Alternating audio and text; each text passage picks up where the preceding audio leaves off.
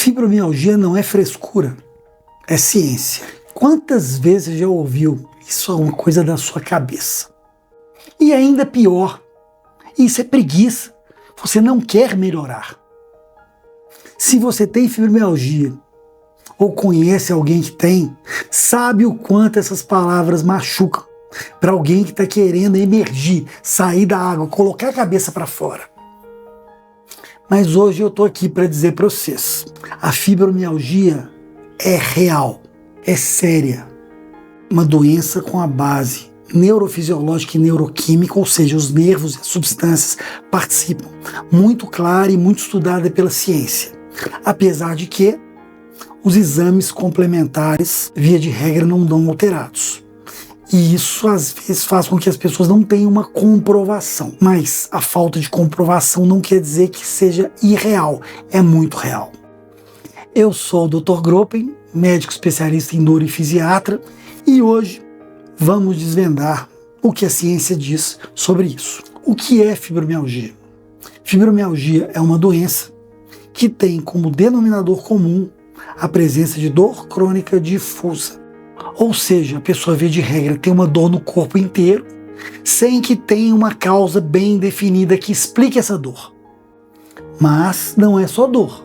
Ela vem acompanhada de um cansaço extremo, que a gente chama de fadiga, alterações de memória, distúrbios do humor, como ansiedade e depressão, e às vezes problemas intestinais com o que a gente chama de síndrome do colo irritável. Outros sintomas associados podem ser a chamada síndrome da bexiga dolorosa, que é uma dor para fazer xixi, mas sem alteração no exame de urina, ou seja, não é uma infecção, e às vezes dificuldade para digerir os alimentos, se sentir empazinado e algumas outras características que vamos descrever a seguir. E aí a pergunta que não quer calar: tantos sintomas sem nenhum exame laboratorial ou complementar demonstrar que existe um problema? A resposta é simples.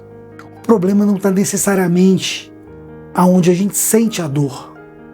O problema é como o cérebro analisa e interpreta os estímulos que vêm do corpo. Então, o nosso cérebro acaba sendo aquilo que nos conecta ao corpo, que nos faz sentir. E existe uma alteração de modulação, ou seja, o mínimo de estímulo ou nenhum estímulo fazem com que o cérebro interprete como dor. Não é uma interpretação psíquica, é sensação real. O cérebro e a amplificação da dor na fibromialgia. Imagina que seu sistema nervoso tem um botão de volume. Na fibromialgia, esse botão está travado no máximo. O cérebro interpreta estímulos normais, como o tato, como estímulos às vezes extremamente dolorosos, como um toque leve, a roupa encostando no braço, ou uma caminhada leve, como uma dor real. Isso se chama amplificação central da dor. Como nós já dissemos, é como se o volume tivesse travado no máximo. É como se o cérebro tivesse perdido a capacidade de diferenciar o que é um estímulo normal, inofensivo, do que é um estímulo perigoso. A neurociência demonstra que existem alterações em algumas estruturas cerebrais, como o tálamo, córtex somatosensorial, a ínsula e a substância cinzenta medular. A química da dor e da exaustão. Quem tem fibromialgia tem níveis reduzidos de alguns neurotransmissores e a dopamina. Essas substâncias são importantes na regulação do sono, da disposição, do apetite, do humor, da memória, dentre outras funções. Ou seja, a pessoa com dor crônica, ela pode ter sua vida muito atrapalhada. Além disso, muitos estudos já demonstram que o eixo hipotálamo, hipófise adrenal, ou seja, o mecanismo de estresse do cortisol, o eixo está hiperativado, o que leva à retenção de líquido e nervosismo. E isso é bem prejudicial para a fisiologia do corpo. É como se o corpo estivesse com sinais de alerta, sempre em hipervigilância. E esse estado de alerta causa mais dor, alteração de sono, fadiga, fechando um ciclo vicioso. Diagnóstico ainda mal compreendido. Infelizmente, ainda existe muito desconhecimento, mesmo na classe médica, sobre a questão do diagnóstico de fibromialgia e da fisiologia do sistema de dor, pois muitos desses conhecimentos que a gente está falando ultimamente são coisas que foram descobertas nos últimos 10 a 15 anos. Claro, ninguém sabe tudo, então é importante o nosso papel de especialistas em dor para difundir esse conhecimento, para que mais pessoas, mais profissionais saibam dos novos conhecimentos de dor e isso repercuta em mais tratamentos de qualidade para os nossos pacientes. Até 2016, o diagnóstico de fibromialgia era visto como diagnóstico de exclusão, mas hoje a gente sabe que não é assim, é um diagnóstico positivo. E o tratamento tem cura?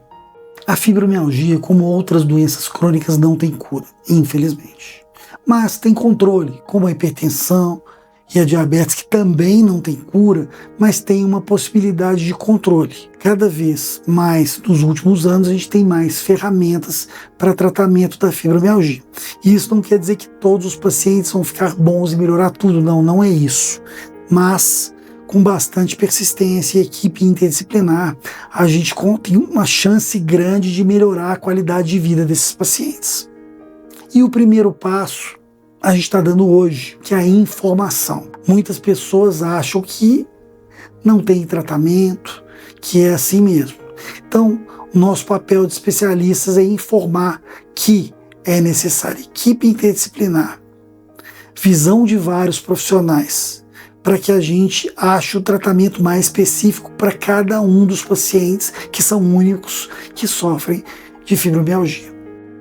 Depois da informação vem o movimento. Sabemos que um dos maiores fatores de risco para agravamento das dores crônicas e fibromialgia é a imobilidade. Então é importante que todos nós nos mantemos em movimento como característica preventiva e forma terapêutica.